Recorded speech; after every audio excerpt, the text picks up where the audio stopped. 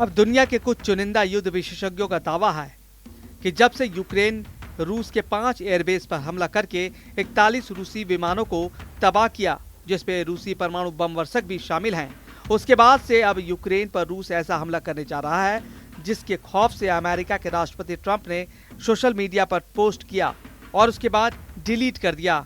दावा किया जा रहा है कि 75 मिनट तक फोन पर पुतिन और ट्रंप की चली बातचीत के दौरान पुतिन ने ट्रंप को दो टूक कह दिया है कि अब यूक्रेन को ड्रोन हमले का ऐसा जवाब दिया जाएगा जो कीव को खूनी गड्ढों में डुबो देगा। खुद ट्रंप ने अपनी डिलीट किए गए ट्वीट में लिखा था कि पुतिन यूक्रेन पर बेहद बड़ा हमला कर सकते हैं। पुतिन की चेतावनी और इरादों के बाद से नाटो ने यूक्रेन को नाटो सदस्य बनाने की मीटिंग से दूरी बनाना शुरू कर दी।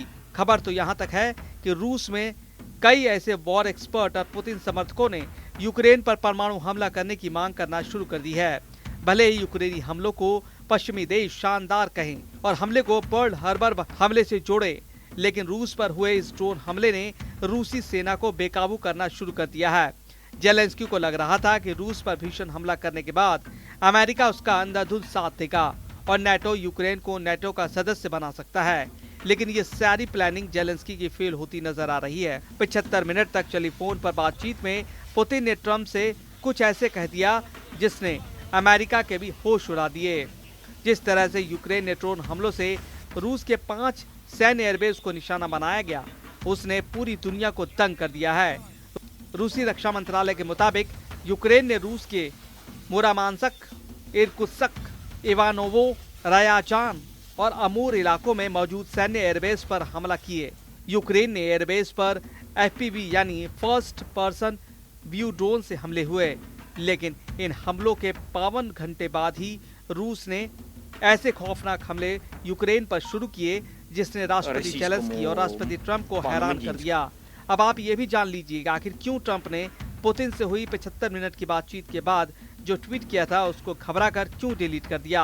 अमेरिकी राष्ट्रपति डोनाल्ड ट्रंप ने दावा किया है कि रूसी राष्ट्रपति पुतिन ने उनसे साफ शब्दों में कह दिया है कि रूस यूक्रेन के हालिया ड्रोन हमलों का जवाब जरूर देगा। यानी ट्रंप ने दुनिया को अपनी सोशल मीडिया पोस्ट के जरिए बता दिया कि यूक्रेन पर रूस बहुत बड़ा विनाशक हमला कर सकता है, लेकिन इससे यह अंदाजा लगाना मुश्किल है कि रूस यूक्रेन पर किस तरह का हमला करेगा। ट्रंप के मुताबिक पुतिन ने यूक्रेन की तरफ से रूसी एयरफील्ड्स यानी हवाई अड्डों पर किए गए ड्रोन हमलों का जिक्र किया और कहा कि इस हमले को नजरअंदाज नहीं किया जा सकता। ट्रंप के मुताबिक पुतिन ने बहुत दृढ़ता से कही कि रूस यूक्रेन पर कार्रवाई करेगा। ट्रंप ने लिखा कि हमने यूक्रेन की तरफ से रूस के टॉक्स में खड़े विमानों पर किए गए हमले और दोनों पक्षों द्वारा चल रहे अन्य हमलों पर चर्चा की। ये एक अच्छा संवाद था, लेकिन इससे तात्कालिक शांति की उम्मीद नहीं की जा सकती। पुतिन और ट्रंप के बीच 4 जून को फोन पर करीब 1 घंटा 15 मिनट तक बातचीत हुई, लेकिन हैरानी की बात यह है कि ट्रंप ने सोशल मीडिया प्लेटफॉर्म पर ट्रुथ सोशल पर जानकारी दी थी, लेकिन बाद में ट्रंप ने ट्रुथ सोशल पर ये पोस्ट को डिलीट कर दिया। ऐसा ट्रंप ने क्यों किया, इसका जवाब ट्रंप प्रशासन देने को तैयार नहीं है। यूक्रेन के रूसी बम वर्षक विमानों पर भयानक ड्रोन हमलों के बाद अब कुछ पश्चिमी देशों में वॉर एक्सपर्ट ने दावा करने लगे हैं कि जेलेंस्की रूस के साथ युद्ध को जीत रहे हैं। वहीं तुर्की में हुई बातचीत के बाद रूसी राष्ट्रपति पुतिन ने साफ कर दिया है कि रूस को सरेंडर करने के अलावा और कुछ स्वीकार नहीं है। यूक्रेन दूसरे दौर की बातचीत के बाद जहां कुछ रियायत देने का संकेत दिया, वहीं रूस अपने रुख पर अड़ा रहा। इससे शांति की संभावना न के बराबर रह गई है।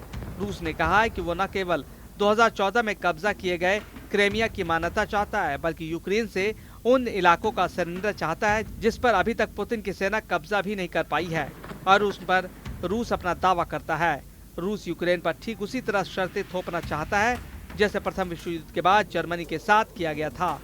यही नहीं, रूस यह भी चाहता है कि युद्ध के खत्म होने के बाद यूक्रेन के हथियारों पर सख्त प्रतिबंध लगाए जाए।